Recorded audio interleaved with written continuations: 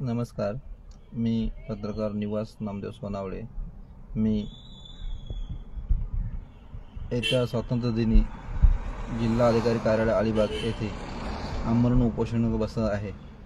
तर मला माझ्या या उपोषणाला आपल्या सर्वांचा पाठिंबा मिळावा हे मी आपल्या सर्वांकडून अपेक्षा व्यक्त करतो. कारण माझं उपोषण हे माझं वैयक्तिक नाही आहे, तर माझं उपोषण हे आहे ते असं आहे की खवली येथील माझ्या सुधागड तालुक्यातील खवली गाव आहे. या गावामध्ये गट नंबर 366 ही जमीन आहे. या जमिनीची बेकायदेशीररित्या खरेदी विक्री झाली आहे. ती खरेदी विक्री मी तहसीलदार साहेब यांना 1 वर्षापूर्वी दाखवून दिली का हे प्रकरण चुकीचं झालं आहे, परंतु त्यांनी त्या प्रकरणाकडे आजपर्यंत दुर्लक्षच केलं आहे. कारण ती जागा जी आहे ती असप्रची आहे. असप्रच्या जागा खरेदी विक्री करण्यासाठी कलेक्टर साहेब किंवा आयुक्त साहेब यांची परवानगी लागते. परंतु इथे असं झालंय की ती खरेदी विक्री ही 2014 साली झाली व 2014 साली तत्कालीन तलाठी यांच्या सही शिक्क्याने ती खरेदी विक्री झाली आहे. त्यासाठी मी माहितीचा अधिकारांतर्गत अर्ज दाखल केला होता आणि त्याच्यामध्ये मी मागितलं होतं की ती खरेदी विक्री झाली आहे, ती खरेदी विक्रीची पेपर सादर करावे. तर मला असं उत्तर मिळालं की त्याचे कोणतेही संचिका आढळ होत नाही.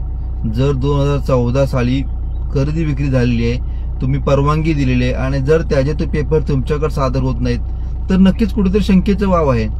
म्हणून मी ती तक्रार पुन्हा आपल्या सरकारच्या पोर्टलवर टाकली. त्या पोर्टलवर टाकल्यानंतर मला माननीय तहसीलदार साहेब यांनी असं उत्तर दिलं की जी खरेदी विक्री झाली आहे ती कायद्याने योग्यच आहे आणि कायदेशीर आहे. तसंच त्यावर त्यांनी असं म्हटलं की तो 7/12 जो आहे तो भोगवटा वर्ग 2चा 7/12 भोगवटा वर्ग 1 झालेला आहे.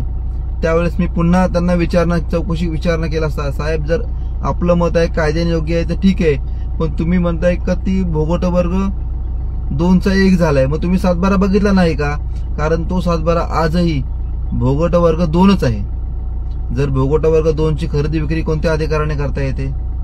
जर भोगवटा वर्ग 2ची खरेदी विक्री करता येत असेल तर त्याला पूर्ण परवानगी लागते. तशी कोणतीही परवानगी घेतलेली दिसत नाहीये. म्हणून मी पुन्हा ती प्रकरण पोर्टलवर दाखल केलं. तर त्यावेळेस साहेबांनी मला उत्तर दिलं का हे प्रकरण आम्ही चौकशीसाठी उपयोगी अधिकारी यांच्याकडे पाठवत आहात. परंतु आजपर्यंत ते प्रकरण त्यांनी पाठवलंच नाही. शेवटी मी त्या प्रकरणासाठी कलेक्टर साहेबांना एक पत्रव्यवहार केला व ते प्रकरण मागून घेतलं. तरी सुद्धा कलेक्टर साहेबांच्या पण पत्राला माननीय तहसीलदार साहेब यांनी कोणतंही उत्तर दिलं नाही. कारण कलेक्टर साहेबांनी जानेवारीमध्ये त्यांना पत्र दिलं होतं का ते प्रकरण सर्व सादर करावं म्हणून. परंतु माननीय तहसीलदार साहेब यांनी ते प्रकरण जानेवारीपासून आजपर्यंत कोणतं सादर केलं नाही. तर ते प्रकरण त्यांनी का दाबण्याचा प्रयत्न केला यासाठी. तसेच जर असप्रच्या जमिनीचा परवानग्या जर तहसीलदार देत असेल तर त्यांना कोणत्या अधिकारात त्यांना परवानगी देता येते याची सुद्धा माहिती मिळावी. त्याचबरोबर प्रकरण जर असप्र जमीन आहे तर तुम्ही चौकशी करावी पाहिजे होती. चौकशी पण करत नाहीयेत. उलट तुम्ही डायरेक्ट उत्तर दिलात का ते कायद्याने योग्य आहे. जर मी त्या प्रकरणाचा पुढे माहिती घेतली नसती तर मला ते समजलं असतं. तुम्ही जर आमच्यासारख्या पत्रकारांना जर खोटी माहिती देऊन आमची दिशाभूल करताय, त्याच्यासाठी मी सर्वात प्रथम मागणी केली आहे की जी मला खोटी माहिती देऊन माझी जी दिशाभूल केली आहे, तसेच ते प्रकरण सादर करण्यास विलंब करत आहेत. माननीय तहसीलदार साहेब विलंब का करत आहेत तर त्यांच्यावर दप्तर दिरंगाई अंतर्गत कारवाई व्हावी. त्याचबरोबर माझी दुसरी मागणी अशी आहे की जर ती जागा असप्रची आहे तर ती खरेदी विक्री का झाली, तर त्या जागेची चौकशी होऊन भारतीय कलम 84 क नुसार ती जागा सरकार जमा करावी.